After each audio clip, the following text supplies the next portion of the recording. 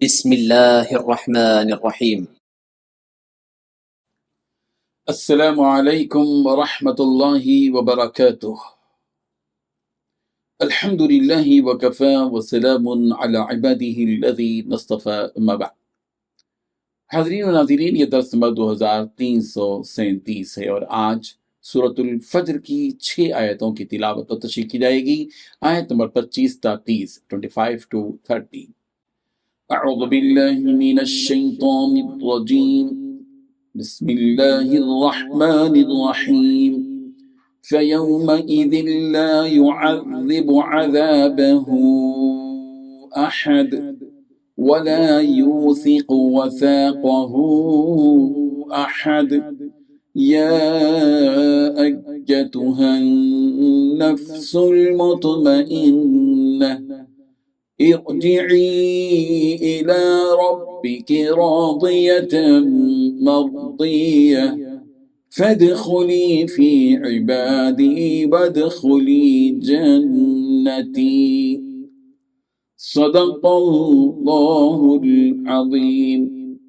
لفظی ترجمہ یوں ہے، فَيَوْمَئِذٍ چنانچہ اس دن، لا يعذب عذاب نہیں دے گا، عذابہ اس جیسا عذاب، احد کوئی بھی، ولا یوثق اور نہ جکڑے گا، وثاقہ احد اس جیسا جکڑنا کوئی بھی۔ یا ایتھا النفس المطمئنہ، اے اطمینان والی روح، ارجعی تو لوٹ، الی ربکی اپنے رب کی طرف، راضیتاً راضی ہونے والی، مرضیہ پسندیدہ، فادخلی پھر تو داخل ہو، فی عبادی میرے بندوں میں، وادخلی اور تو داخل ہو، جنتی میری جنت میں۔ ترجمہ یوں ہے، پھر اس دن اللہ کے برابر کوئی عذاب دینے والا نہیں ہوگا اور نہ اس کے جکڑنے کی طرح کوئی جکڑنے والا ہوگا۔ البتہ نیک لوگوں سے کہا جائے گا کہ اے وہ جان جو اللہ کی اطاعت میں چین پا چکی ہے، اپنے پروردگار کی طرف اس طرح لوٹ کر آ جا کہ تو اس سے راضی ہو اور وہ تجھ سے راضی، اور شامل ہو جا میرے نیک بندوں میں اور داخل ہو جا میری جنت میں۔ ان 6 آیتوں میں 6 باتیں بیان کی گئی ہیں۔ پہلی بات، اس دن اللہ تعالیٰ کے برابر کوئی عذاب دینے والا نہیں ہوگا۔ دوسری بات، نہ ہی اس کے جکڑنے کی طرح کوئی جکڑنے والا ہوگا۔ تیسری بات، کہا جائے گا کہ اے وہ جان جو اللہ تعالیٰ کی اطاعت میں چین پا چکی ہے، اپنے پروردگار کی طرف اس طرح لوٹ کر آ جا کہ تو اس سے راضی ہو اور وہ تجھ سے راضی۔ چوتھی بات، شامل ہو جا میرے نیک بندوں میں۔ پانچویں بات، داخل ہو جاؤ میری جنت میں۔ بزرگان محترم، اللہ تعالیٰ بندوں کے کیے ہوئے اعمال کے مطابق انہیں قیامت کے دن جزا دے گا، لہذا جو کافر اور مشرک ہیں انہیں اللہ تبارک و تعالیٰ ان کے کفر کی، ان کے شرک کی ایسی سزا دے گا کہ کوئی سزا دینے والا اس جیسی کبھی نہ سزا دیا ہوگا اور نہ ہی سزا دے سکے گا، اور انہیں اس طرح بیڑیوں میں جکڑا جائے گا کہ کسی نے آج تک اس طرح کسی کو نہ جکڑا ہوگا اور نہ ہی جکڑ سکے گا۔ یعنی ایسی سخت سزائیں اللہ تبارک و تعالیٰ ان نافرمانوں اور گنہگاروں کو دے گا کہ اس جیسی سزا نہ تو آج تک کسی نے دی ہوگی اور نہ ہی سنی اور دیکھی ہوگی۔